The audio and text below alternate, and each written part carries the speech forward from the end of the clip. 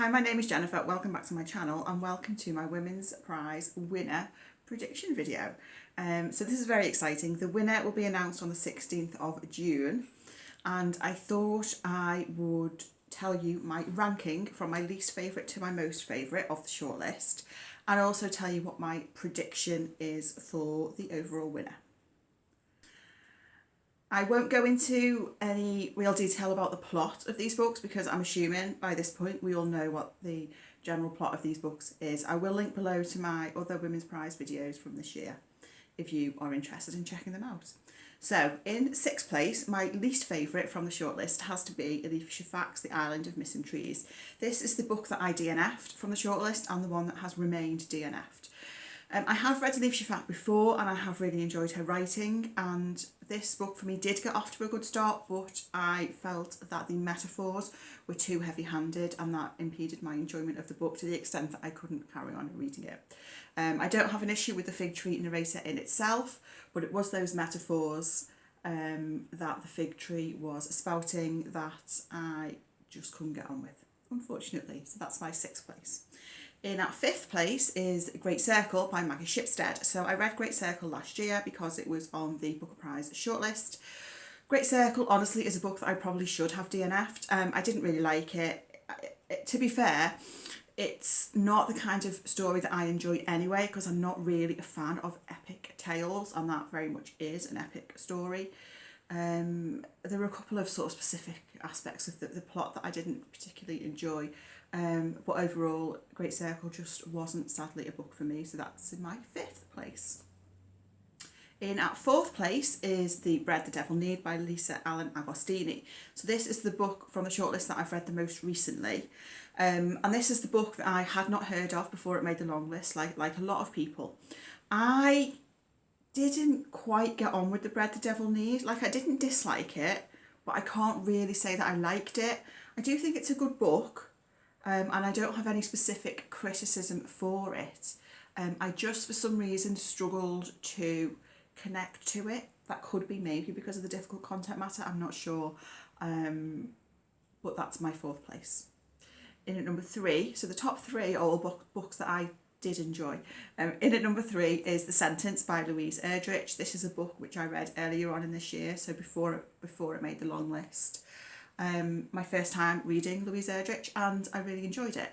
I particularly enjoyed the sort of social commentary aspects of the book.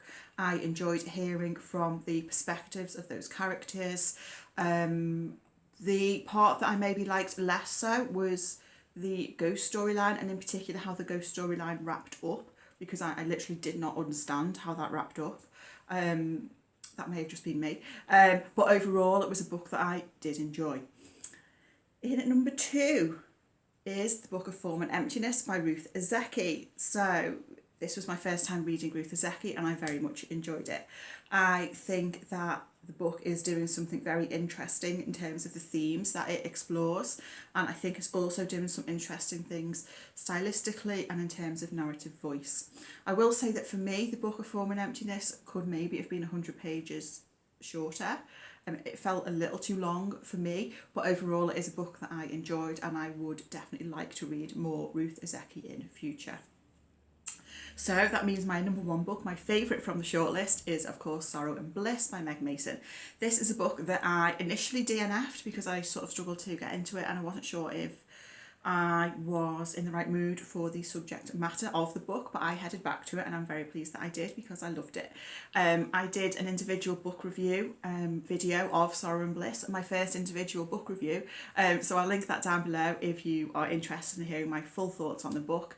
I think Sorrow and Bliss is doing something really interesting in terms of the themes it looks at and the way it explores those themes. I think the tone of the book for me was just right. I know for a lot of people that maybe hits the mark, but I think because there is a lot of humour in Sorrow and Bliss, and I feel like humour must be a really difficult thing to write in a book because there always are going to be people who get on with that humour and people who don't. So I can understand people not getting on with it. It really worked for me. I think it's saying some really interesting things. It made me laugh, it made me cry, and it's a book that sort of spoke to me on a personal level as well. So Sorrow and Bliss is my personal favourite from the shortlist. Now on to my predictions, which may or may not match my favourites. So there are 3 books which I can't see winning. I'd be surprised if they win. And then there are 3 books which I think are the contenders. And I have got an overall prediction as well. So the 3 books that I don't think are going to win, The Sentence. I'm just not sure that it's cohesive enough overall as a novel to win.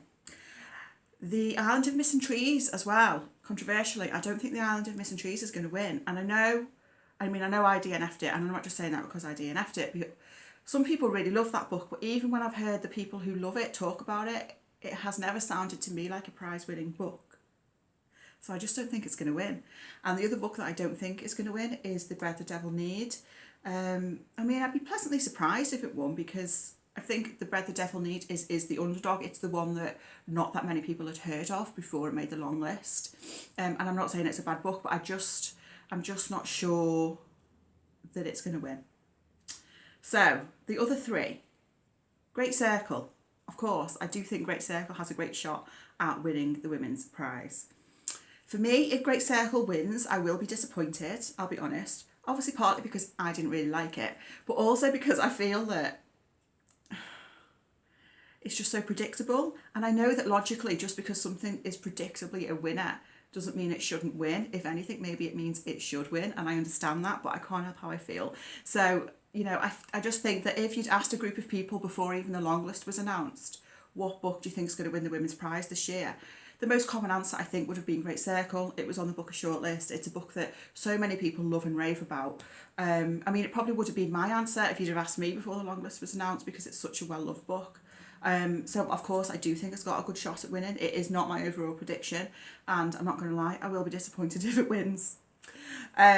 So, my top 2 in terms of predictions for some time now has been for me between Sorrow and Bliss and The Book of Form and Emptiness. And even before having read Sorrow and Bliss, I thought it was going to be up there in the top 2, just in terms of the things I'd heard about it before I even read it. And I have actually changed my mind in the last few weeks in terms of what I think is going to win. So for a long, long time, my prediction was always going to be The Book of Form and Emptiness. Because straight away when I read it, it just seems to me like a prize-winning book. I think it's doing lots of interesting things. I think The Book of Form and Emptiness as well is a book that will benefit from rereading, and I presume that the judges have to reread the books at each stage of the competition. And I do think it is a book that will benefit from rereading. I think there's lots going on there, and I think it reads to me like a prize-winning book. And that was always going to be my prediction until about 3 weeks ago. But my prediction is Sorrow and Bliss. And I just think it's a really, really good book. And I loved it. But even when I've heard other people speak about it as well, I do think it's doing lots of interesting things. I understand that it's probably quite a divisive book, and I did compare it in my individual book review video to No One Is Talking About This by Patricia Lockwood, which made last year's shortlist.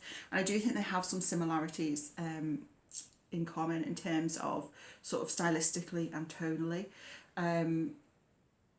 So I can understand that Sorrow and Bliss, I think, is quite a divisive book, but less so than No One Is Talking About This, I would say. But I just think it's a really great book. I don't normally back myself in terms of my predictions for winners, because the one I want to win never normally wins, whether that's book prizes or singing competitions on the TV or general elections. The one I want to win never wins. But last year, Piranesi won. And Piranesi was my favourite book, I think, that I read in 2020. But I didn't think it was going to win the Women's Prize last year because I loved it, and I just assumed for that reason that it wouldn't win. So I'm backing myself this time. I'm going to say Sorrow and Bliss is going to win the Women's Prize. Watch now, it's going to be Great Circle, isn't it? I will do a winner reaction video once we find out the winner on June 16th. I'd be very interested to know what you think of the shortlist, what your favourite book is from the shortlist, and also what your winner prediction is, which of course may or may not be the same as your favourite book. Please do let me know your thoughts. Thank you so much for watching, and I'll speak to you again very soon. Bye.